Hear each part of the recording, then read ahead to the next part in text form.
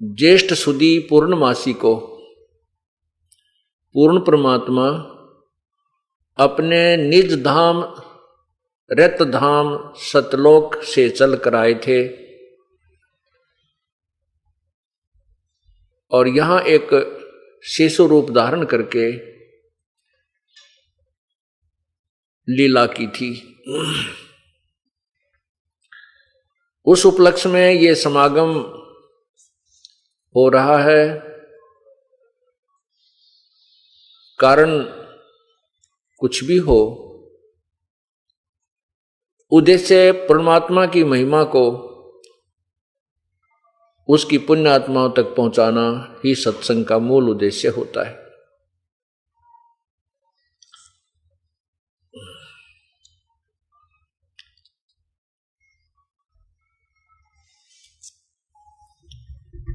इन 5 दिनों के अंदर आपको ज्ञान कराया जाएगा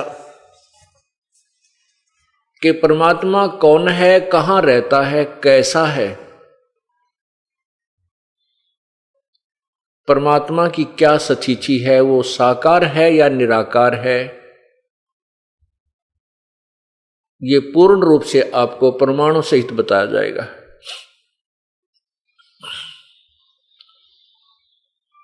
जो पुण्यात्मा इन 5 दिन के सत्संग को सुन लेगा उसको पूर्ण ज्ञान हो जाएगा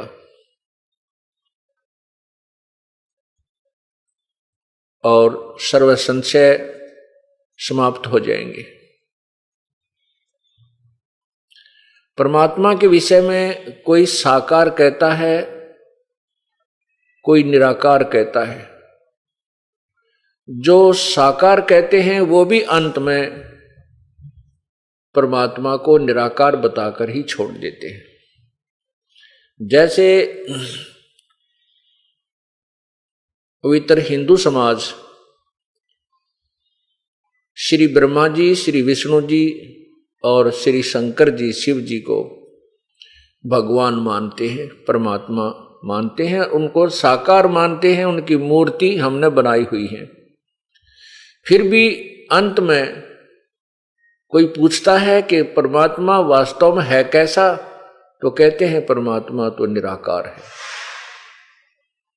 वो तो कण कण में व्यापक है, उसका कोई स्वरूप नहीं है।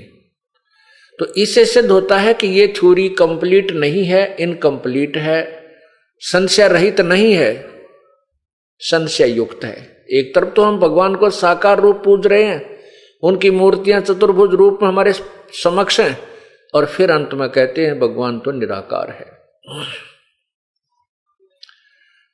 ये निर्णय आपको इन 5 दिन के सत्संग से हो जाएगा, परमाणु सहित हो जाएगा, आप बिल्कुल निसंशय हो जाएंगे। जब तक हमारा संशय दूर नहीं होगा हम भक्ति नहीं कर सकते, हम उस मार्ग पर दृढ़ नहीं रह सकते। आपको कोई भी विचलित कर देता है कि ऐसा नहीं है, वैसा नहीं है, फिर आप इस समस्या से परेशान नहीं होंगे। कोई कुछ भी कहे, आपके हृदय में ये तत्व ज्ञान समा जाएगा। इस प्रकार जब तक हम निसंशय नहीं हो जाएंगे तब तक हम भक्ति मार्ग को दृढ़ता से स्वीकार नहीं कर सकते। परमेश्वर कबीर जी कहते हैं, मामुंडू उस संत की जिससे संशय न जाए। कहते हैं वो संत, धिक्कार है उस संत को जो संशय निवारण ना कर सके। तत्व ज्ञान एक ऐसा ज्ञान है जिससे सब संशय समाप्त हो जाते हैं। परमेश्वर कहते हैं, कबीर और ज्ञान सब ज्ञानड़ी, कबीर ज्ञान सो ज्ञान, जैसे गोला तोब का करता चले मैदान। ये तत्व ज्ञान जो 5 दिन में आपको बताया जाएगा, ये तोब का गोला है और ये आपके सर्व संशयों को समाप्त कर देगा। इस तत्व ज्ञान से जब आप अन्य संतों के ज्ञान की तुलना करोगे, ऋषि महर्षियों के ज्ञान की तुलना करोगे, वो सब साफ हो जाएंगे। और आप स्वयं पहचान सकोगे कि वास्तव में परमात्मा कैसा है और आज तक हमें कैसा ज्ञान प्राप्त हुआ है। आज हम जिस सत्संग को प्रारंभ करने जा रहे हैं वो है परमात्मा, पूर्ण परमात्मा का इस पृथ्वी पर आगमन।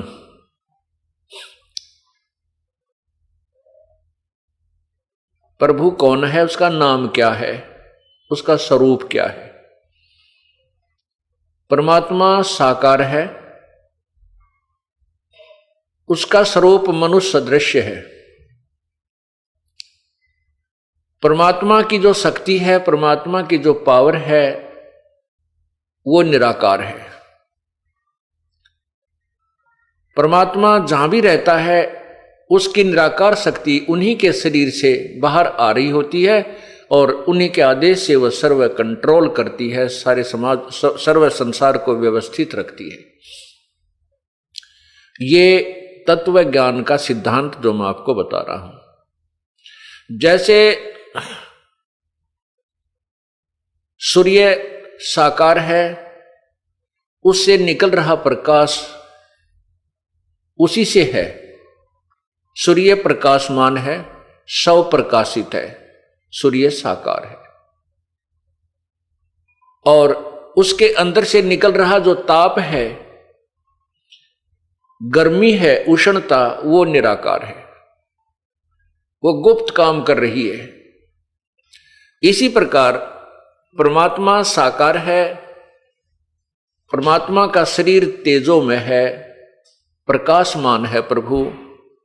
वैसे तो सभी देवों का शरीर भी प्रकाशमान है, स्वप्रकाशित है, सभी साकार है।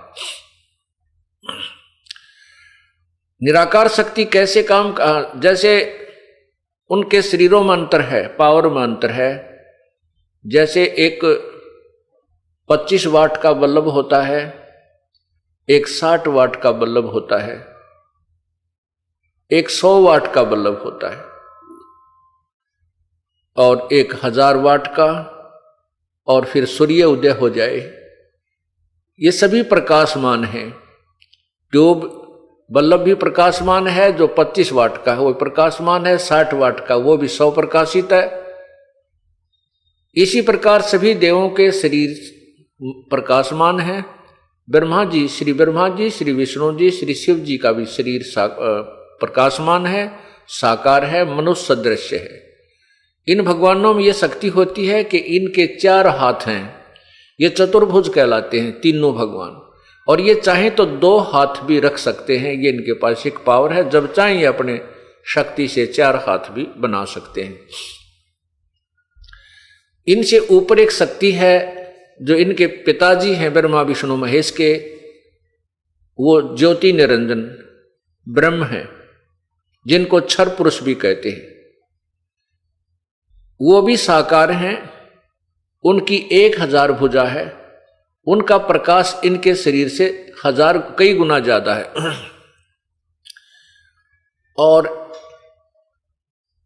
शक्ति दुर्गा जो ब्रह्मा विष्णु महेश जी की माता जी हैं, इनका भी प्रकाशमान शरीर है और ये भी साकार है। इनका स्त्री स्वरूप है, नर आकार है, क्योंकि मानव आकार ही माना जाता है स्त्री या पुरुष का। इनकी दुर्गा की 8 भुजाएं हैं, ये चाहे तो 2 भुजाएं भी रख सकती है, जब चाहे ये 8 भुजाओं को भी फैला सकती है, विस्तार कर सकती है। ये सिद्धि होती है जो इनके पास उपलब्ध है। ब्रह्म जो है ये 21 ब्रह्मांड का भगवान है, 21 ब्रह्मांड का भगवान है। इसका शरीर भी प्रकाशमान है, स्वप्रकाशित है। ब्रह्म से ऊपर परब्रह्म जिसको अक्षर पुरुष कहते हैं, वो भी स्वप्रकाशित है, मनुष्य सदृश शरीर है। उसका शरीर का प्रकाश इस ब्रह्म से अधिक है। और वो अक्षर पुरुष 7 शंख ब्रह्मांड का प्रभु है, स्वामी है, भगवान है। परब्रह्म से ऊपर एक पूर्ण ब्रह्म है,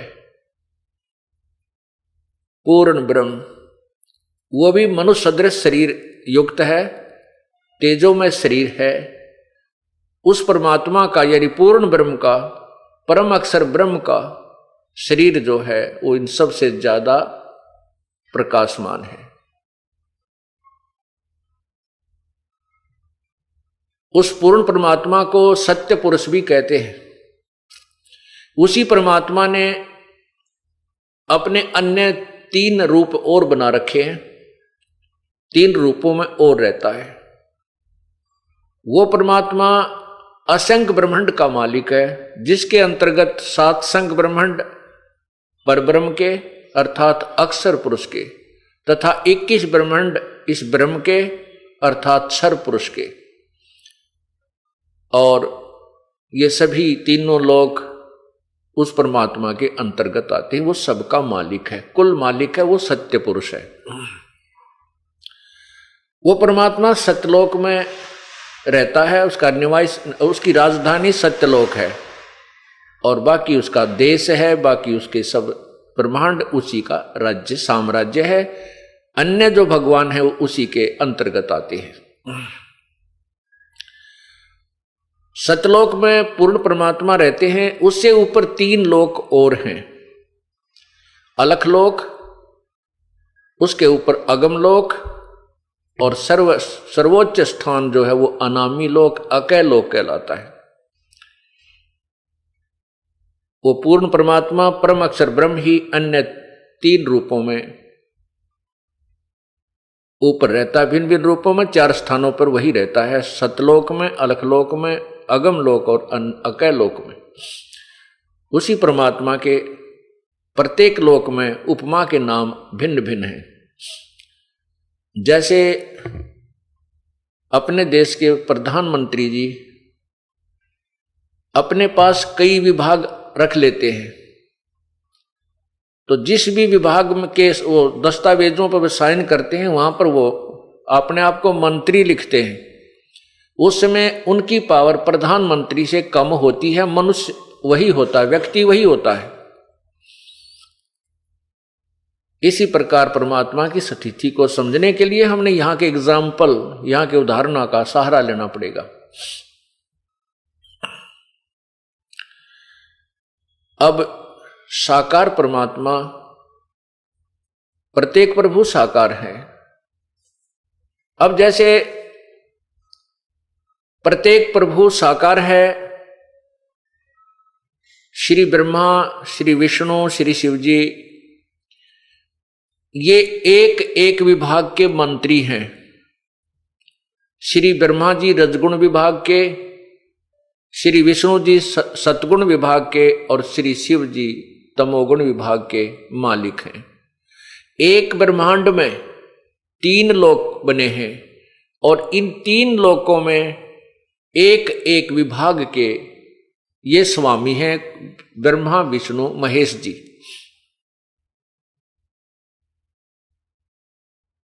और ऐसे ऐसे असंख्य ब्रह्मांडों का मालिक है पूर्ण परमात्मा, परम अक्षर ब्रह्म। प्रत्येक प्रभु की पावर है, प्रत्येक परमात्मा साकार है, और उनकी शक्ति निराकार है। उनकी शक्ति की एक सीमा है, उनकी रेंज की एक क्षमता है। उनसे निकल रही जो रेंज है उसकी अपनी अपनी सीमाएं हैं, उससे बाहर काम नहीं करती। जैसे मोबाइल टावर लगा हुआ होता है, उसकी सीमा फिक्स कर दी जाती है। वह उसके अंतर्गत जब मोबाइल फोन आ जाता है तो उस टावर के अंतर्गत वो कार्य करना शुरू कर देता है। उससे दूर उसकी पावर नहीं है, उसकी रेंज नहीं है, तो वहां उस टावर की अक्षमता काम नहीं करेगी, वो निष्क्रिय हो जाएगा। इसी प्रकार श्री ब्रह्मा जी, विष्णु जी, शिव जी, ये केवल 3 लोकों में, कौन से लोक? पृथ्वी लोक, ऊपर स्वर्ग लोक, जो कॉमन स्वर्ग है, ब्रह्मलोक नहीं, स्वर्ग लोक, और नीचे एक पाताल लोक है। इन 3 लोकों में एक एक विभाग के रजगुण ब्रह्मा जी, विष्णु सतगुण विष्णु जी, तमगुण शिव जी, ये एक एक विभाग के भगवान हैं, यानी मालिक है, स्वामी। इन तीनों भगवानों की शरीर से एक ऐसी रेंज निकल रही है, ऐसी शक्ति निकल रही है जो यहां उनके अंतर्गत रहने वाले इन प्राणियों को प्रभावित करती है। इस मनुष्य शरीर को, जीव शरीर को मोबाइल समझो। इस मोबाइल में जौन सा भी टावर का क्षेत्र, तीनों टावरों की वहां कॉमन रेंज होती है, और जिस भी टावर का वो कार्ड होता है उसी की रेंज उसमें काम करने लग जाती है। टावर साकार है लेकिन उससे निकल रही वह शक्ति निराकार है। परमात्मा जो है ये चलता फिरता टावर समझो, जो सभी प्राणियों को अपनी रेंज दे रहा है। अब रेंज की क्रिया को समझने के लिए एक एग्जाम्पल है, उदाहरण है। जैसे एक मकान में रसोई बनी होती है, अन्य रूम होते हैं, रूम्स होते हैं, कमरे होते हैं। रसोई में छोंक लगाया जाता है सब्जी को, और वहां से मिर्चों की जो रेंज है, मिर्च की जो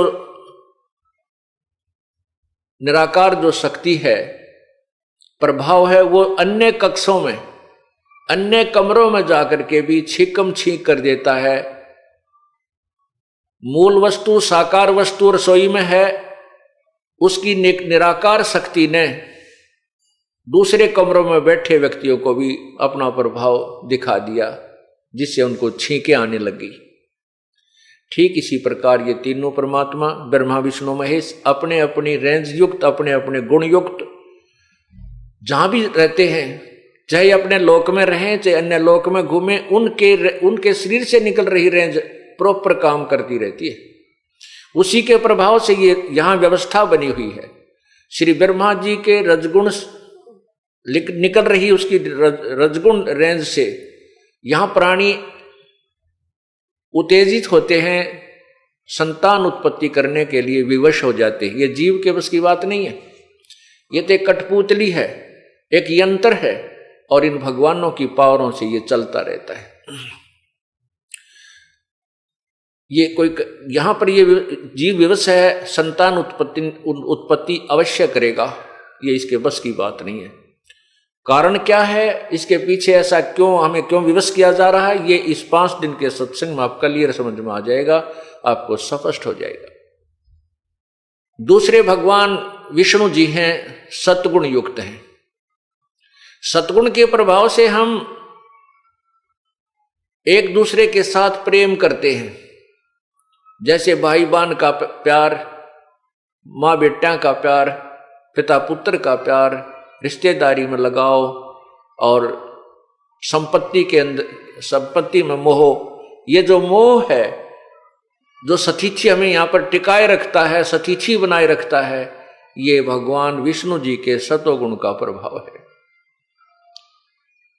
जैसे हम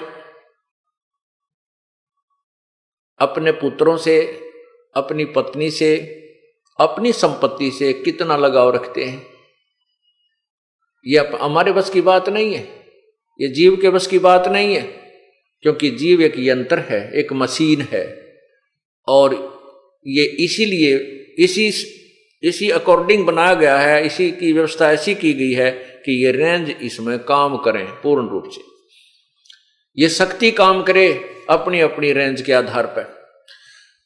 तो इस प्रकार भगवान विष्णु जी के सतोगुण से ये प्राणी इस संसार में इतना जबरदस्त मोहित रहता है, संपत्ति के लिए चिपका रहता है, अपने पुत्रों की, माता पिता का आपस में जो प्रेम है ये बना रहता है, जिससे यहां एक व्यवस्था बनी रहती है।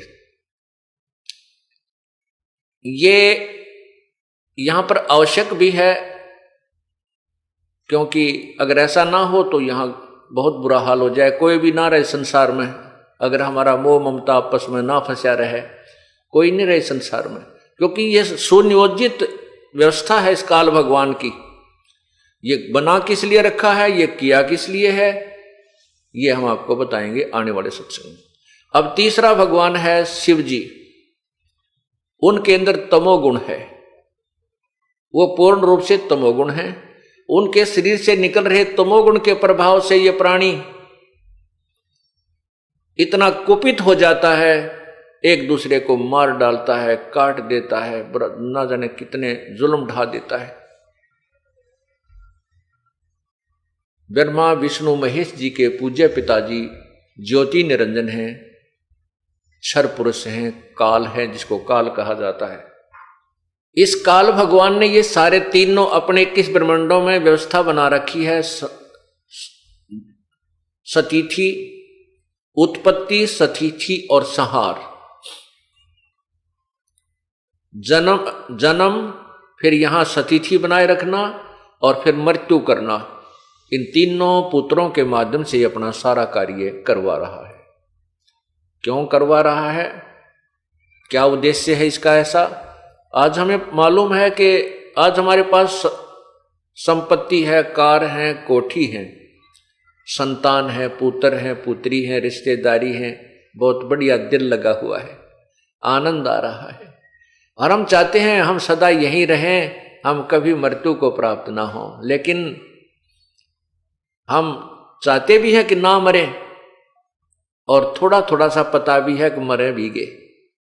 मतलब पता तो है लेकिन विश्वास ये नहीं होता कि हम अभी मर जाएंगे। हम इस आस पर जीवित रहते हैं कि अभी तो नहीं मरेंगे, अभी तो 100 वर्ष तो जीवन होता ही है।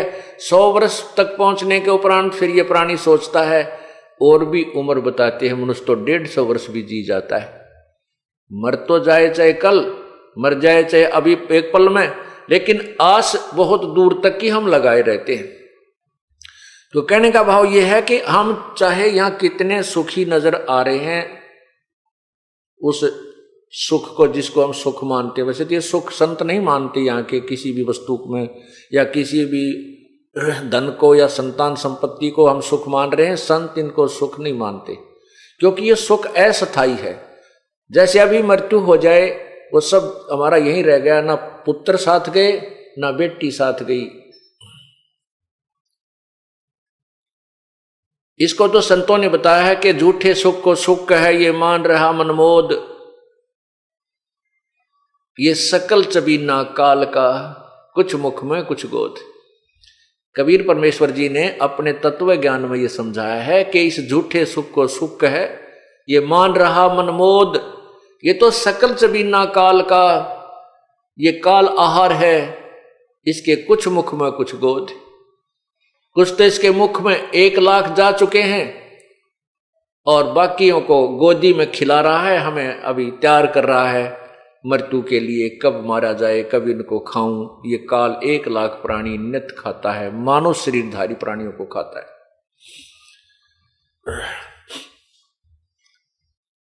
अब जैसे हम यहां पर नहीं चाहते कि मरे, परमात्मा जब हमारी मृत्यु करता है वो अपनी शक्ति का पावर करता है। यानी शंकर भगवान को ड्यूटी दे रखी है, उसके अंदर एक गुण भर दिया है तमोगुण, वो हमारा संहार करता है, बाई फोर्स करता है, जबरदस्ती करता है। हम मर के कति राजी को नहीं, कति प्रसन्न नहीं है। ऐसा क्यों है? हमें ये मालूम है कि यहां ना कोई रहा ना रहेगा और फिर भी हम मरना नहीं चाहते क्योंकि ये हमें अच्छा नहीं लगता और अच्छा है भी नहीं। जब हमारी मृत्यु होनी है और उसका कोई निश्चित समय भी को नहीं, आज मर जाए या कल मर जाए, एक पल के बाद 1 सेकंड में एक्सीडेंट में मृत्यु हो जाती है। जो व्यक्ति घर से निकला, गाड़ी में सफर कर रहा है या अपनी गाड़ी ले रखी है और जा रहा है किसी उद्देश्य से, उसके मन में सैकड़ों कल्पनाएं होती हैं, इच्छाएं होती हैं, वहां जाऊंगा, वहां से ये करके आऊंगा, और पता नहीं वापस आएगा कि नहीं आएगा। और फिर भी हम इस भूल भुलैया में उलझे रहते हैं। ये हम नहीं, ये काल भगवान ने हमें इतना विवश कर रखा है कि हमारे कोई चारा नहीं है। हम देखते हैं कि वो एक्सीडेंट में एक ही परिवार के 2 सदस्य मर गए बेचारे। कुछ दिन हम दुख मानते हैं, अगर कोई निजी व्यक्ति हमारे आसपास का या घर का सदस्य चला जाता है, बाद में फिर हम विवश हैं, हम भी फिर उसी सफर पर चल रहे होते हैं। ये हमारी व्यवस्था है, बस की बात नहीं।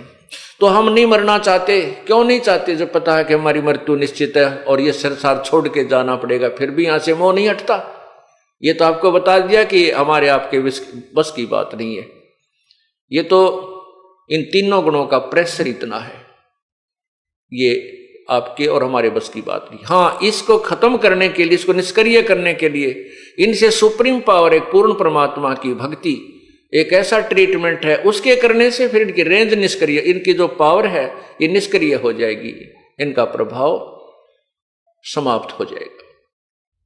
तब हम यहां से निकल सकते हैं। उसका एक ट्रीटमेंट है, अर्थात वो एक उपासना है, वो साधना है, वो हमने करनी पड़ेगी, वो श्रद्धा के साथ करनी पड़ेगी। तब हम इनके जो प्रभाव से बच सकेंगे। अब हम क्यों नहीं मरना चाहते? क्योंकि हमें अच्छा नहीं लगता।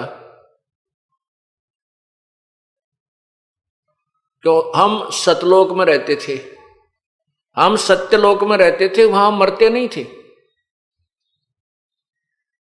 सदा हम वहां पर अमर शरीर प्राप्त करके रहते थे। हमारे बच्चे थे, परिवार था, ठाठ से रह रहे थे, लेकिन हम अपनी नादानी, अपनी गलती के कारण इस काल के जाल में फंस गए। अब हमें वो स्वप्न याद आते हैं, वो हमारे अंदर, वो हमें याद है कि हम मरते नहीं थे, मरना नहीं चाहिए। लेकिन यहां का नियम है कि जो जन्म हुआ है उसकी मृत्यु अवश्य होगी। यहां ब्रह्मा, विष्णु, महेश, जिनको हम भगवान मानकर पूजा करते थे, इनकी भी जन्म और मृत्यु होती है। ये भी अमर नहीं है। देवी भागवत 3 स्कंद अध्याय 4 और 5 में आपको दिखाएंगे। इसी सृष्टि रचना जब शुरू करेंगे आपको समझाने की, उसमें स्पष्ट लिखा है कि दुर्गा इन ब्रह्मा विष्णु महेश की माता है, ज्योति निरंजन ये ब्रह्म इनका पिता है, और ब्रह्मा विष्णु महेश तीनों स्वीकार करते हैं कि हमारा तो जन्म मृत्यु होता है, हम अविनाशी नहीं। अब हम सतलोक में वापस जाने की तैयारी कर रहे हैं, जहां पर ना कोई कष्ट है, ना कोई रोग है, ना कोई गर्मी है, ना कोई फ्लड आती है, ना कोई महामारी आती है, न कोई वहां पर अकाल गिरता है। वहां सदा सुख रहता है, सदा सुख, उसको सुख सागर कहते हैं। शंखों लहर मेर की उपज, कहर नहीं जा कोई, दास गरीब अचल अविनाशी, सुख का सागर सोई।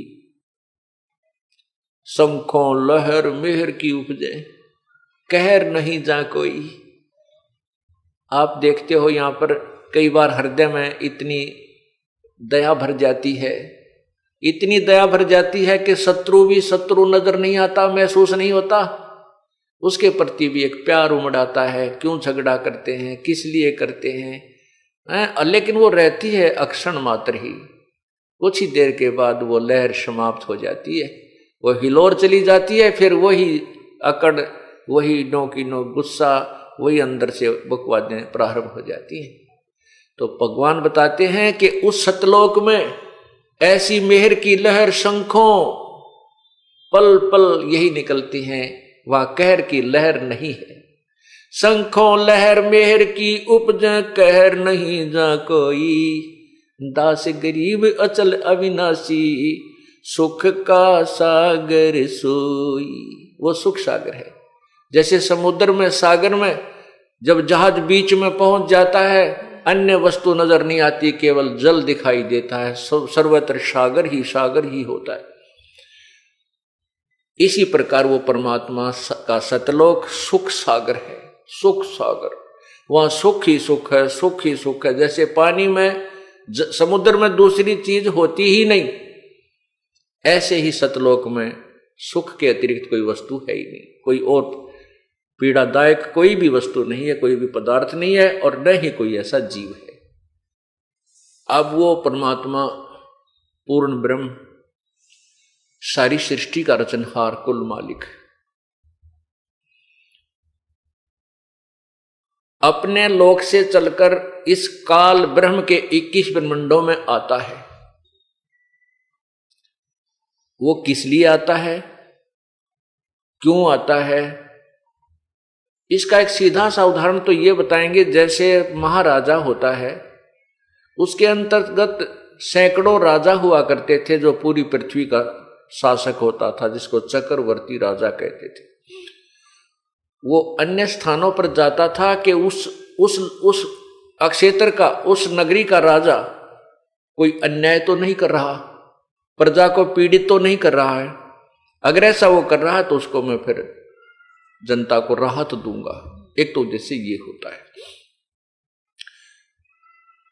अब इसी प्रकार पूर्ण परमात्मा इस काल के ब्रह्मांडों में आता है।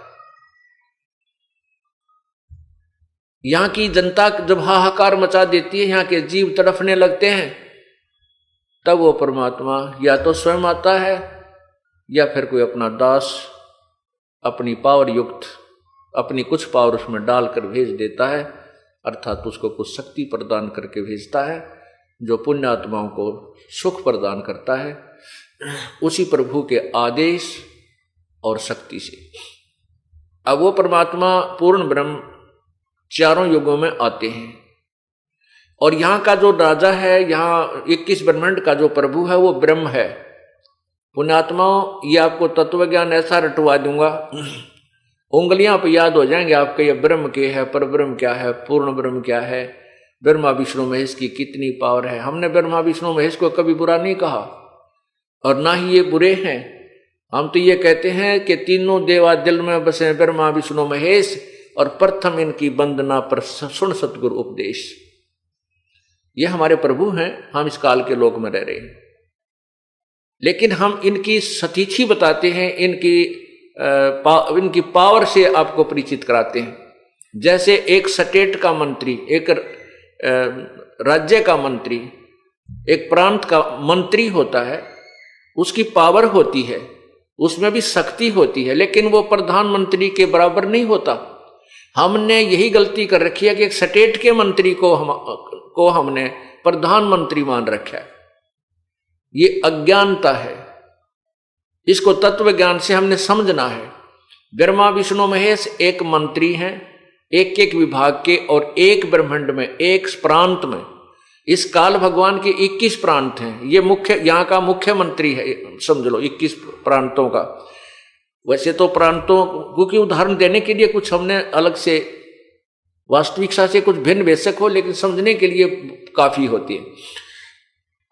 ये निरंजन जो ये काल है, ब्रह्म है, ये एक ब्रह्मांड में स्वयं मुख्यमंत्री का रोल करता है, और इसके तीनों पुत्र एक एक मंत्री का रोल करते हैं। अन्य जो नीचे देवता हैं, कोई कुबेर है, वो खजान इसका वित्त मंत्री है, और वरुण है, ये जल का सिंचाई मंत्री है, ये अन्य मंत्री। लेकिन इनमें भी जो विशेष मंत्री हैं वो 3 ही हैं। इन तीनों के अंतर्गत अन्य काम करते हैं। जैसे वरुण है, ये जल विभाग का, सिंचाई विभाग का चीफ इंजीनियर जान लो। इस तरह की इनकी सतिथि बना रखी। तो ये एक ब्रह्मांड में ब्रह्मा विष्णु महेश केवल 3 लोक बने हैं। एक ब्रह्मांड में 3 लोकों में एक एक विभाग के मंत्री हैं, और इनका पिताजी मुख्यमंत्री एक ब्रह्मांड में, ऐसा जानो।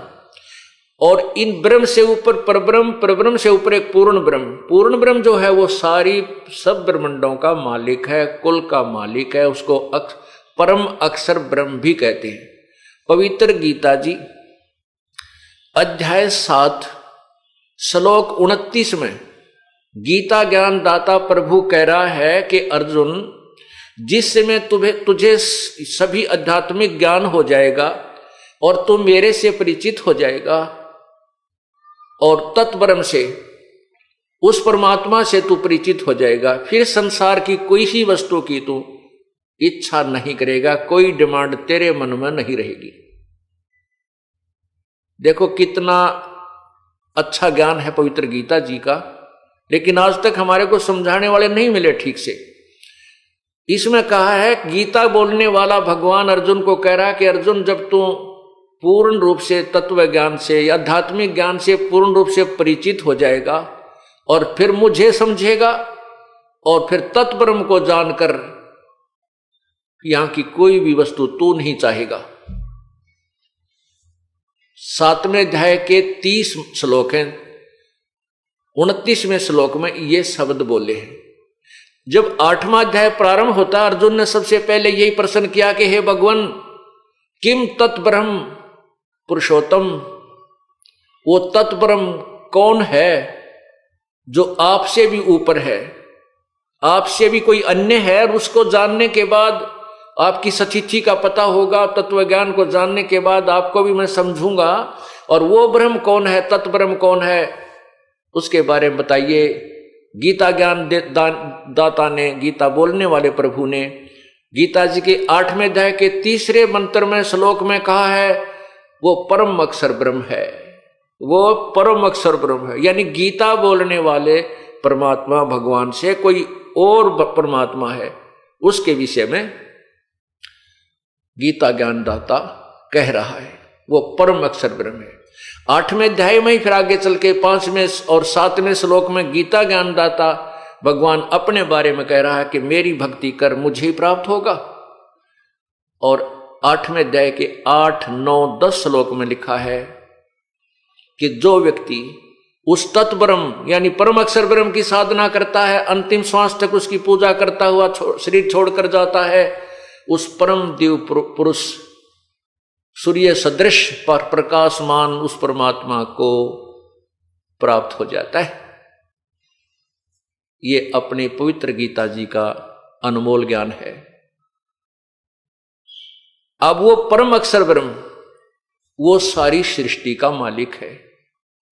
उसी के लिए गीता अध्याय नंबर 18 के मंत्र 62 में कहा है गीता ज्ञानदाता ने कि अर्जुन, तू सर्वभाव से उस परमेश्वर तत्ब्रह्म की शरण में जा, परम अक्षर ब्रह्म की शरण में जा, उसकी कृपा से ही तू परम शांति और शाश्वत स्थान अर्थात सतलोक को प्राप्त होगा।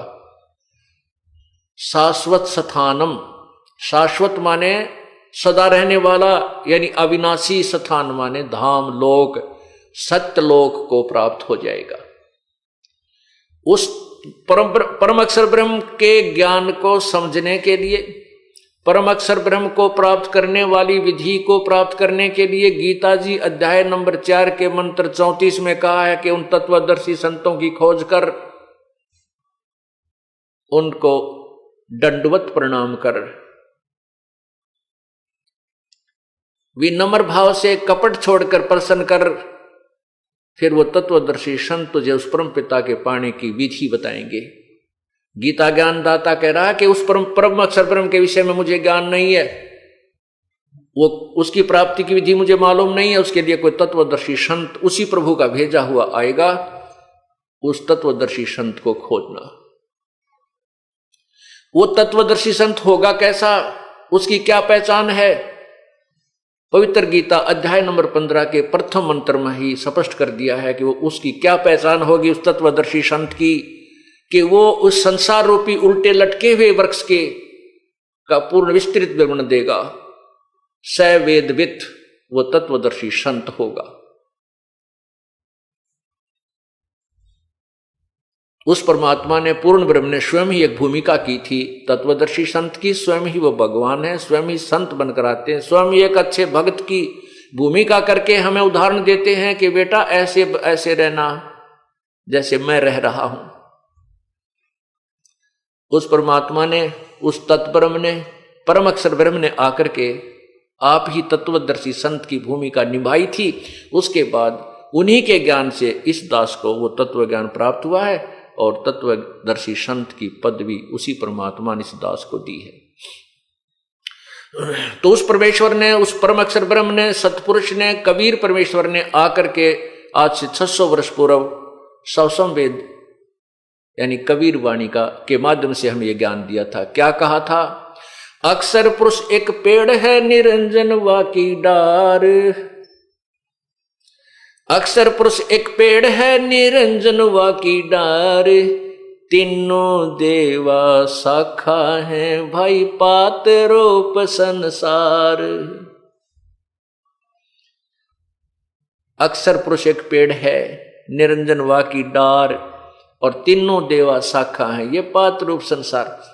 कितना प्यारा ज्ञान दिया गीता जी में, और स्पष्ट कर दिया है कि वो तत्वदर्शी संत कैसा होगा।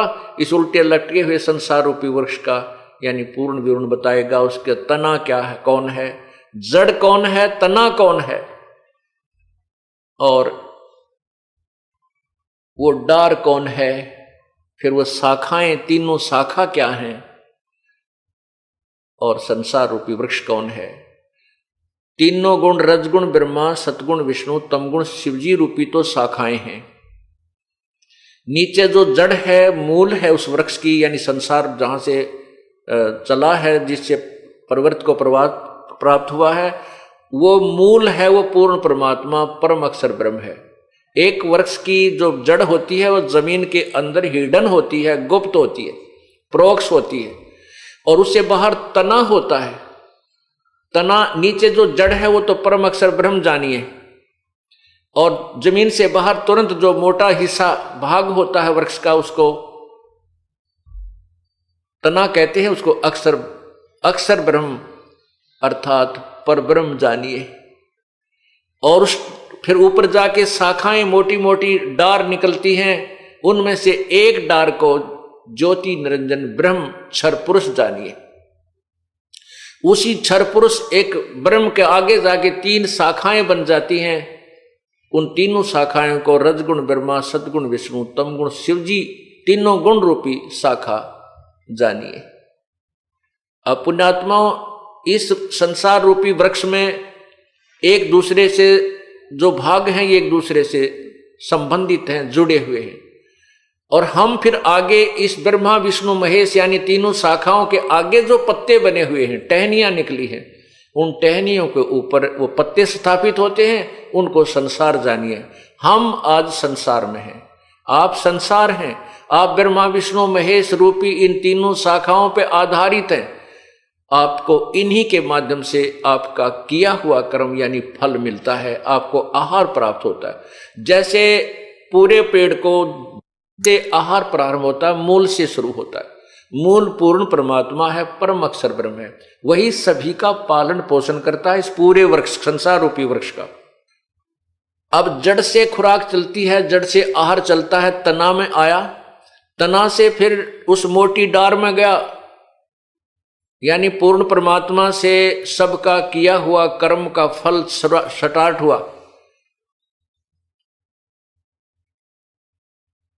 वो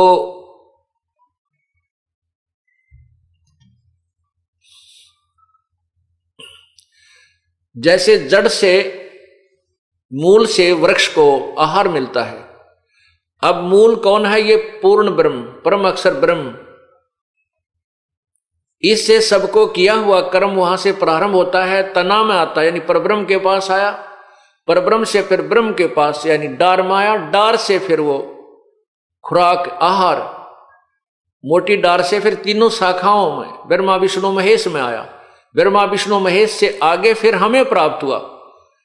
ये वृक्ष के एक हिस्सा है ब्रह्मा विष्णु महेश, इनको हम अलग नहीं कर सकते, इनको हम बुरा नहीं कह सकते। जैसे कई अनजान लोग हमारे ज्ञान को नहीं समझते, वो कहते हैं कि ये संत ब्रह्मा विष्णु महेश को नेग्लेक्ट करता है। ये नेग्लेक्ट हो ही नहीं सकते, ये तो हमारा अभिन्न अंग है। जब तक हम इनके अंतर्गत हैं, हम यहाँ इनके अधीन हैं। ये यहाँ के तीन लोक के एक के विभाग, तीन लोक में एक के विभाग के मालिक हैं, मंत्री हैं, और हम इनकी प्रजा हैं।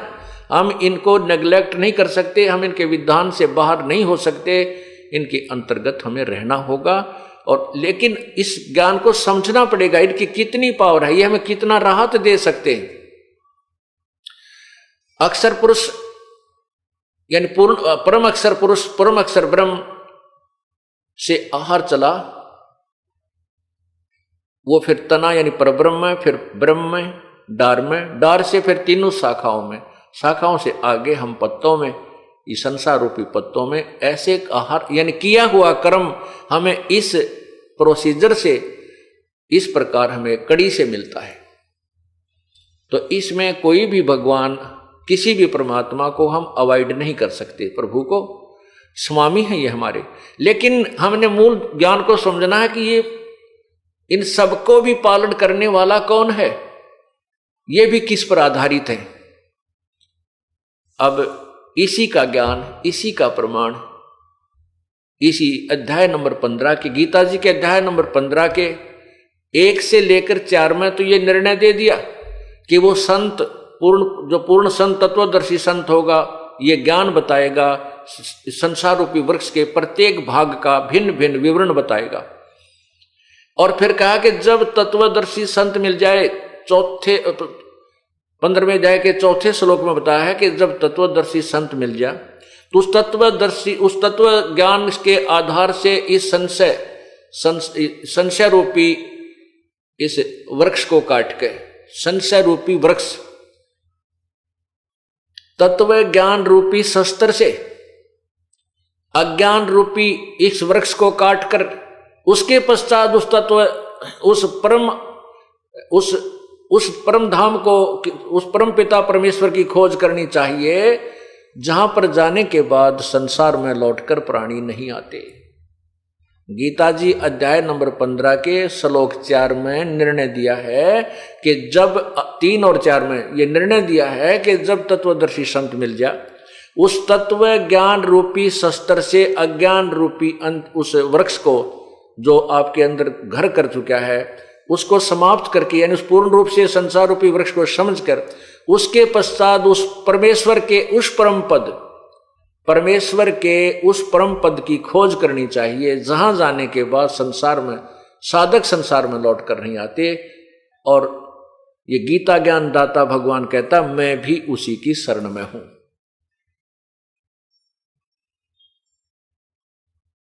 अब गीता ज्ञान दाता परमात्मा 4 अध्याय के 5वें श्लोक में कहता है कि अर्जुन, तेरे और मेरे बहुत जन्म हो चुके हैं, तू नहीं जानता, मैं जानता हूं।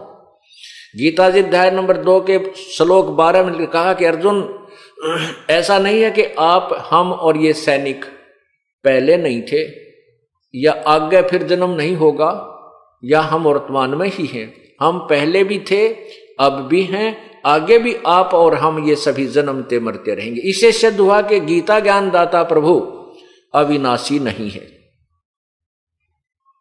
ये अविनाशी नहीं है। इसीलिए कह रहा है कि उसके पश्चात उस परम पद परमेश्वर की खोज करनी चाहिए, जहां जाने के बाद फिर संसार में साधक लौट कर नहीं आते, अर्थात उनको पूर्ण मोक्ष हो जाता है, उनका जन्म मृत्यु का झंझट सदा के लिए समाप्त हो जाता है।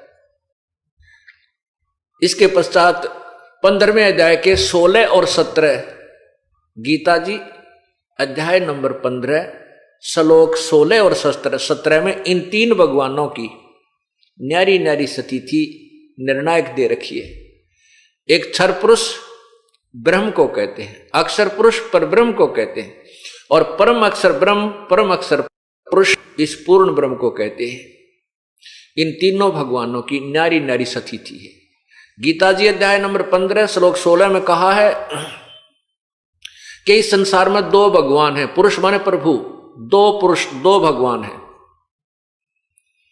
एक क्षर पुरुष, एक अक्षर पुरुष। और इन दोनों प्रभुओं के लोकों में, और इन दोनों प्रभुओं के शरीर नाशवान हैं, आत्मा अविनाशी होती ही है। ये स्वयं भी नाशवान है, इनके अंतर्गत जितने प्राणी, इनकी भी जन्म मृत्यु होती है। ये अमर नहीं है, ये अमर नहीं है। लेकिन अक्षर का अर्थ अविनाशी होता है। अब ध्यान से सुनना पुण्यात्माओं, क्योंकि एक तत्व ज्ञान है, इसमें समय समय पर हर एक निर्णय दिया जाता है और आपको पूर्ण रूप से यह समझ में आना चाहिए, तभी आप इस मार्ग को ग्रहण कर सकोगे। यहां अक्षर पुरुष का अर्थ अविनाशी भगवान, अविनाशी प्रभु। लेकिन फिर 15वें अध्याय के 17वें श्लोक में लिखा कि वास्तव में अविनाशी तो इन दोनों से भी न्यारा है, और वही परमात्मा कहलाता है, और वही तीनों लोकों में प्रवेश करके सबका धारण पोषण करता है। वो अविनाशी परमात्मा इस प्रकार कहा जाता है। अब यहां सोचना है कि 15वें अध्याय के 16वें श्लोक में भी यही कहा है कि एक क्षर पुरुष नाशवान भगवान, एक अक्षर पुरुष, क्षर पुरुष ब्रह्म है और अक्षर पुरुष ये परब्रह्म है। तो अक्षर पुरुष का अर्थ अविनाशी भगवान हुआ, अविनाशी प्रभु हुआ। और फिर 17वें श्लोक में कह दिया कि ना अविनाशी तो इन दोनों से भी उत्तम पुरुष तो, यानी वास्तव में सच्चा भगवान तो कोई इनसे भी नहीं आ रहा है और वही वास्तव में अविनाशी है।